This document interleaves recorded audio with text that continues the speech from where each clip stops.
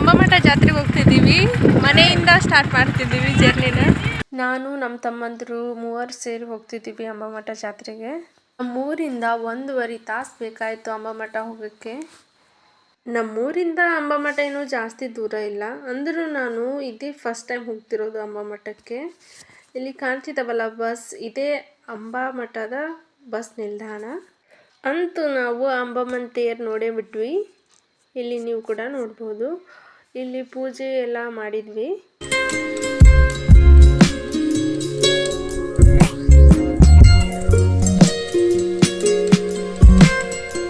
ಪೂಜೆ ಮಾಡಿದ ನಂತರ ನಾವೆಲ್ಲರೂ ತೇರಿನ ಮುಂದೆ ಒಂದೆರಡು ಫೋಟೋಗಳನ್ನು ತಗೊಂಡ್ವಿ. ನಂತರ ಜಾತ್ರೆ ಒಳಗೆ ಹೋದ್ವಿ. ಇಲ್ಲೆಲ್ಲ ನೋಡ್ತಿದ್ದೀವಿ. ಕೊನೆಗೆ ನಮ್ಮ ಅವಿಷೆಗೆ ಒಂದು ಸಣ್ಣ ಗೊಂಬೆ ತಗೊಂಡ್ವಿ. ಜಾತ್ರೆ ಅಂದರೆ ನಾವು ತಿರುಗಾಡೋದು, ಏನಾದರೂ ತಿನ್ನೋದಿದೇ ಇರುತ್ತೆ ನಮ್ಮದು. ಅದಕ್ಕೆ ಗೋಬಿ ಅಂಗಡಿ ಕಾಣ್ತು, ಗೋಬಿ ತಿನ್ನೋಣ ಅಂತೇಳಿ ಕೂತ್ಕೊಂಡ್ಬಿಟ್ವಿ. ನಾನು ನಮ್ಮ ತಮ್ಮ ಅಂದರು.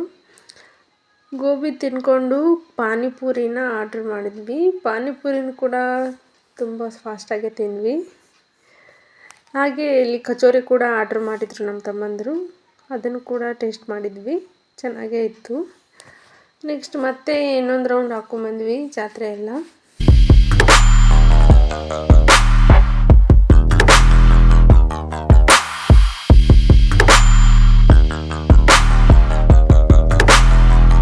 ಜಾತ್ರೆ ಎಲ್ಲ ನೋಡಿಕೊಂಡು ಕೊನೆಗೆ ಮಂಡಕ್ಕಿ ಎಲ್ಲ ಕಟ್ಸ್ಕೊಂಡು ಮನೆ ಕಡೆಗೆ ಹೊರಡುವಾಗ ಕಬ್ಬಿನ ಜ್ಯೂಸನ್ನು ಕುಡ್ಕೊಂಡು ಹೊರಟಿದ್ದೀವಿ. ನಮ್ಮೂರಿಗೆ ರಿಟರ್ನ್ ಹೋಗುವಾಗ ಇಲ್ಲೊಂದು ಪ್ಲೇಸ್ ತುಂಬಾ ಇಷ್ಟ ಆಯ್ತು ನನಗೆ.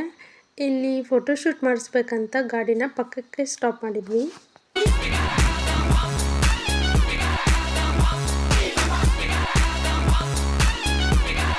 ಇವಾಗ ಡೈರೆಕ್ಟ್ ಮನೆಗೆ ಹೋಗಬೇಕು. ಎಲ್ರಿಗೂ ಬಾಯ್.